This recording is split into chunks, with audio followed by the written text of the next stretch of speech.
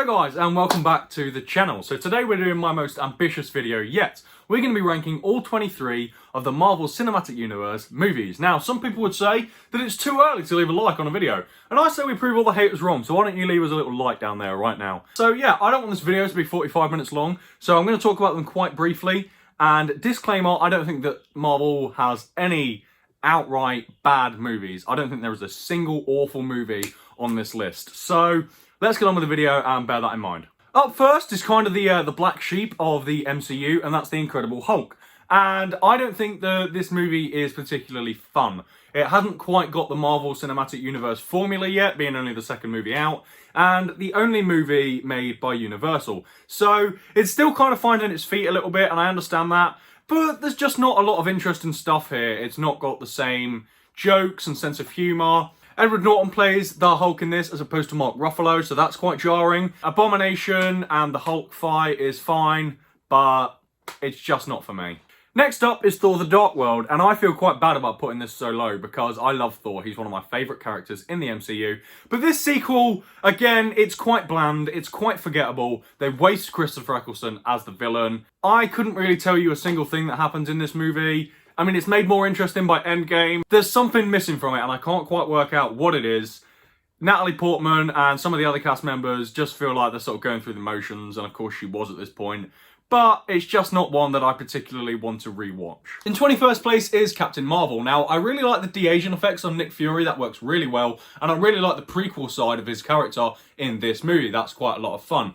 But the main plot line isn't particularly engaging, and Captain Marvel, she's so overpowered, it's quite hard to relate to her character. The cast are fine, some of them are a little bit awkward in this, and I don't like that whole Mind Palace thing they keep going back to in it. It's fun to see the MCU in a different time period, but ultimately, again, it's not one that I particularly want to rewatch. Doctor Strange is next on the list, and this movie really feels like the MCU origin formula, and I hear that criticism a lot. When I was watching this movie, I really enjoyed the cosmic stuff and the magical sort of twisting, mind-bending stuff. The effects in this movie are great. Benedict Cumberbatch is always brilliant, but again, he's not the Doctor Strange that we see in the likes of Infinity War that we love. He's very much...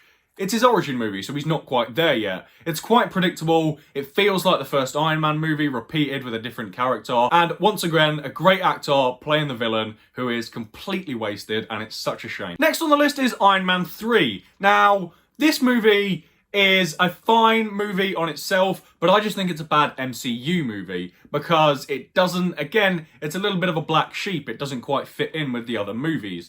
I don't like the ending, how Iron Man retires, and then the next movie he's back. That feels quite pointless. And again, he gets the arc reactor removed, but we'd already established that that can't happen, and it kind of makes the whole thing like, well, why didn't you just do that before? The plot is fine. I really enjoy looking at Tony Stark and his PTSD. I like seeing Iron Man out of the suit. I know that's a big criticism of this movie, but I really enjoy that. And I like his relationship with that little kid. I think it's a fun movie. I enjoy it. But ultimately, it doesn't quite fit in with the MCU. Then we move on to Captain America, the First Avenger. Now, I really enjoy the World War II stuff when they're going through that. It's fun to see the MCU in a different time period again. But then they sort of montage through it, and I don't really like that. I'd like to spend a bit more time watching Captain America in the war. That would have been quite cool. His origin is quite enjoyable. It's fun to see, but I've said in a previous video, I don't like Steve Rogers in this. I don't find him a relatable character because ultimately the bottom line is he's great, he's Captain America, he loves his country, and that is quite uninteresting. But I must just say, the Red Skull, what a villain. Absolutely brilliant. So glad that he came back later on. Again, I feel bad putting this so low, but that's the first Thor movie because, again, it's quite dull. The fish out of water stuff is a lot of fun. I like seeing Hawkeye in this. That's a lot of fun. I like the stuff on the S.H.I.E.L.D. base and things like that. Watching Thor being a bit of a prick and his redemptive arc in order to become the Thor that we know and love is great, but it's just, it's quite drab, and I don't know what it is. I think it's just still the MCU trying to find its feet. After all, it's a Phase 1 movie, so it's fine. I enjoy it more than the other movies lower down, but it's Thor. The next movie, many people say is their favourite, so I know a lot of people are going to disagree with me on this, but that's Black Panther. Now, Chadwick Boseman is the highlight of this movie. It breaks my heart that he's not going to get to do a sequel.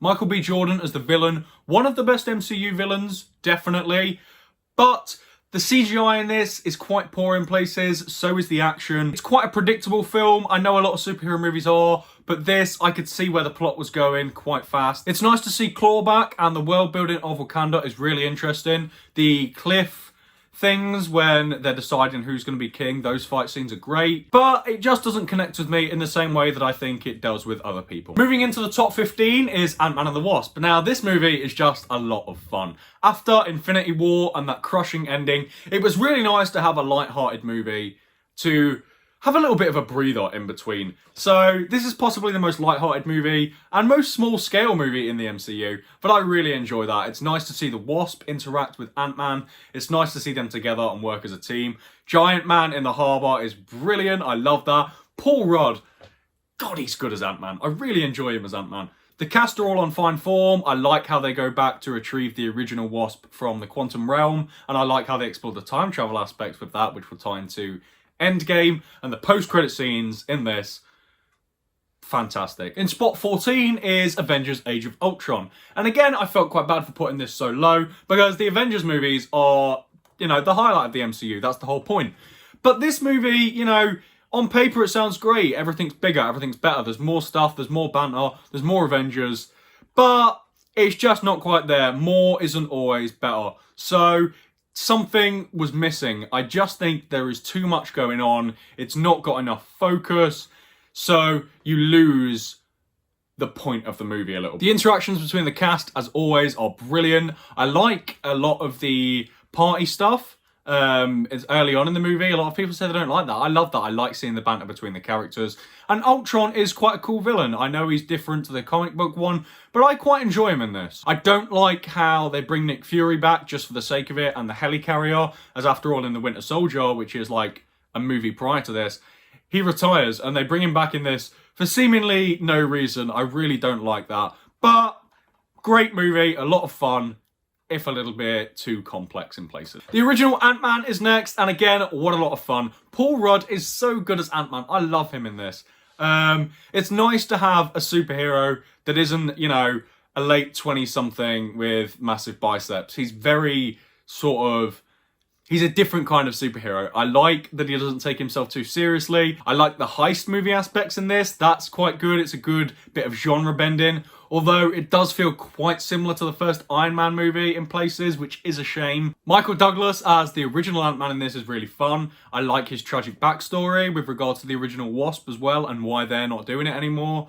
That's really good, and I like how it ties into S.H.I.E.L.D. and the wider MCU. Next up, I don't have the Blu-ray for this, so here's the Brothers Grimsby on DVD for the sake of a prop.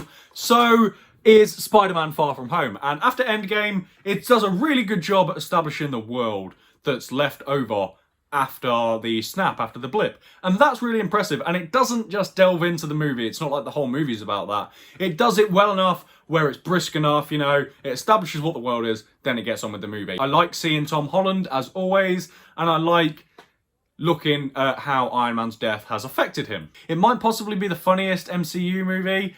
I like it a lot. It's so much fun to watch, and it's probably one of the most rewatchable films. 11th place is Guardians of the Galaxy Volume 2. Again, really funny. Drax is on fine point in this. He's possibly my favourite Guardians of the Galaxy member. It's nice to delve into Star-Lord's past a little bit, as ultimately they are his sort of movies, and his relationship with his father, but it does feel a little bit drawn out, and ultimately I don't really care about Ego, so there's that. And also, I'm not sure how I feel about Star-Lord being part God. I don't know if that's comic book accurate, but I don't know. I like that he's just sort of a human being in the first movie, so the fact that they make him something more than he is sort of takes away from his relatability. The chemistry, as always, is a lot of fun between these guys. I like the team-up movies in the MCU, so the Guardians movies are perfect. Mantis is a fun addition to the cast. I like what they do with Yondu's character, and also the sister relationship between Nebula and Gamora is also a highlight. Moving into the top 10, and the original Iron Man movie is still one of the best. People would put this high up, but it just doesn't quite gel with me as I think it does other people. But Robert Downey Jr. is a stellar casting, and considering this spawned 22 sequels, countless television shows,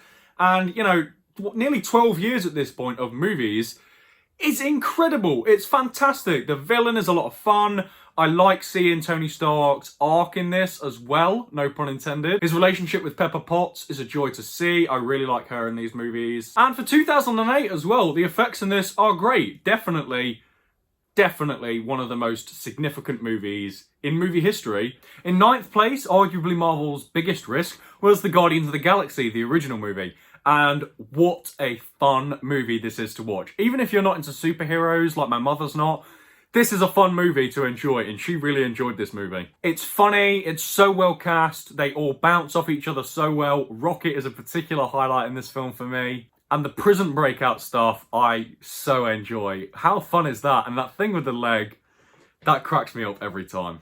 I will definitely get a lot of hate for putting this so high. Most people consider it to be one of the worst. But that's Iron Man 2, and I really don't understand why people don't love this movie as much as me. Black Widow is in this. It's her first movie, so maybe that's why she's one of my favourites.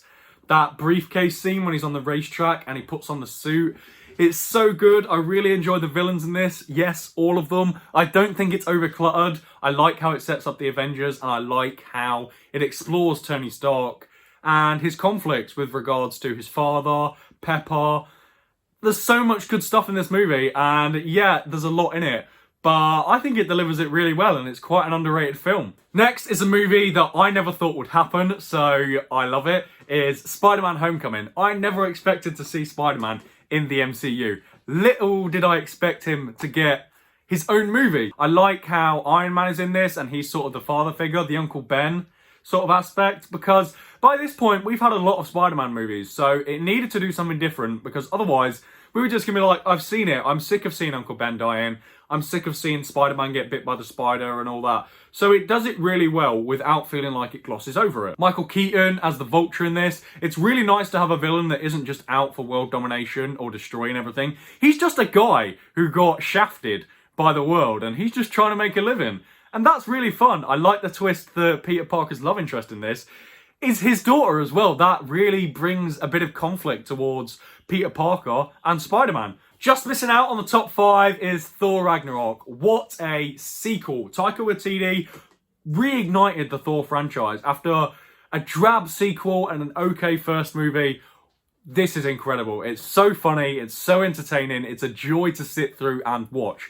But also, in aspects, it's too funny. Like, they undercut some of the serious moments, which is a bit of a problem. Like when Asgard gets destroyed, you know, and Korg just makes a joke.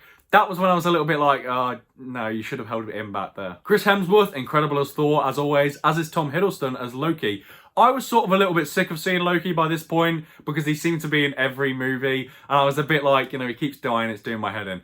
But in this movie, he's definitely a worthy inclusion. The Hulk v Thor fight in the arena, God, that's so good. It's a very fan wank moment, but it's played out so well. And Tessa Thompson is a great addition as Valkyrie into the Thor saga and also the MCU saga as a whole. Now, doing the top 5 was incredibly difficult. These movies were so hard to differentiate between because they're all my favourite movies. But number 5, Civil War.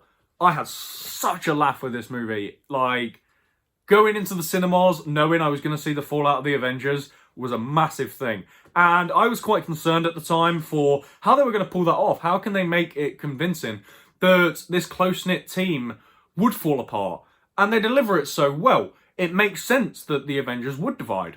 And when you watch this movie, you're not really sure which side to be on. Are you on Tony's side or are you on Steve's side? I like a movie that makes you think. And watching this movie, I change my mind every time. I'm never really sure which side is the right side. Conflict between these friends that have been friends for so long. Avengers 2.5 is a great movie, and that airport battle is fantastic. At number 4 is Avengers Infinity War. It's so good to see these characters all come together. The Guardians of the Galaxy and the Avengers crossing over at last. Again, something I never thought we would get. And for such a huge cast, again, I was worried going into this movie. I was like, how are they going to pull this off? Is it going to feel too overcrammed? And it doesn't at all at any moment. It's incredible that they managed to put in essentially every MCU character up to that point into this film, and it doesn't feel overcramped. Everyone feels like they get their moment to shine. And a lot of the hopping between the different battles that are going on, between the different areas of the universe, is really good. It's not all just taking place in one place, and you do have to think a little bit. I like that. The Battle of Wakanda is a huge highlight, and Thanos as a villain. I mean, he's this generation's Darth Vader. This could quite easily be called Thanos the movie, and it would make sense because it explores his motivations as to why he would want to wipe out half of all life.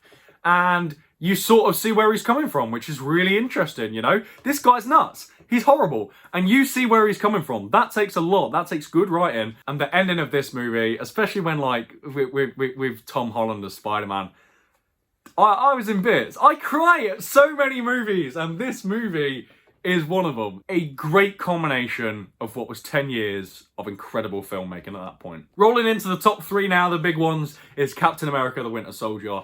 And a spy movie with superheroes in a franchise like this, what's not to love? Black Widow's in this. Again, I love Black Widow. And her interactions with Steve, it makes sense that she's in this movie. It makes sense that they would cross over. The conflict between Captain America and his best friend, you know, seeing Bucky Barnes again and watching S.H.I.E.L.D.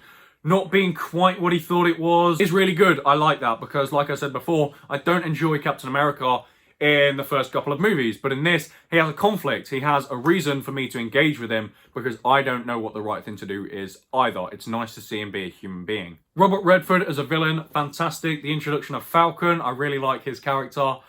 It's just such a great movie, and I really enjoy revisiting this one. The top 2 now, and these were that close. But number 2 is Avengers Assemble, and this is the movie that sparked my love for superheroes. I watched a lot of superhero movies growing up, but I never got an obsession until I saw this film. The bringing together of all 5 movies up to that point into this event is handled so well. It had never been done before. The reintroduction of Mark Ruffalo as the Hulk is very good. And just the banter between the cast, you know, seeing them come together is a real novelty. And every time I watch this movie, I still have a smile on my face because it's just like, damn, I know what's coming for these characters now. And it makes this movie so much better because it's the origin of the Avengers and you know where the saga goes from there. Loki as a villain is great. I'd not quite got sick of him by that point, so he's really good in this.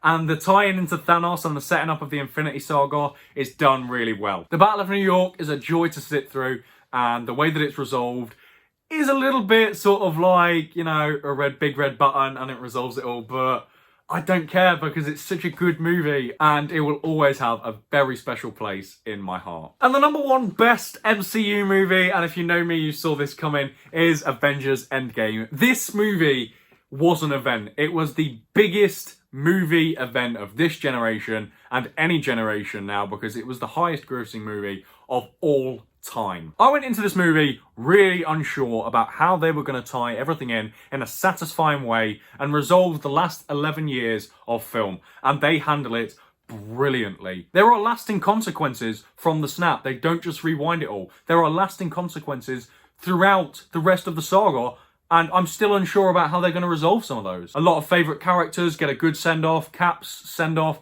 going back to be with Peggy Carter, is beautiful. Black Widow's death breaks my heart every time. Her and Hawkeye fighting out as to who needs to die in order to resolve the universe. Knowing that they're such good friends and the history they have together, it's a really heartbreaking scene to watch. And Iron Man's death. Iron Man's death, guys, like... This movie, I've said it before, it broke me in the best possible way. And Iron Man's death is done so well. If this was the last MCU movie ever, that would be fine because it ties it all up so well.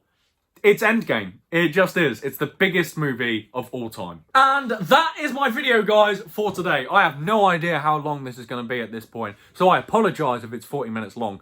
But 23 movies... that is hard to discuss in a short window of time. So I hope you enjoyed this video and I hope I've not just wasted 40 minutes of your time. But once again, if you enjoyed this video, this one took a lot of work, I'm not going to lie, because it was so hard to rank these films. Drop us a like down below if you haven't already. Let me know your rankings in the comment section below. Subscribe to the channel if you haven't already. And I'll see you in the next video. Hey guys, I love you 3000. Sorry, I can resist.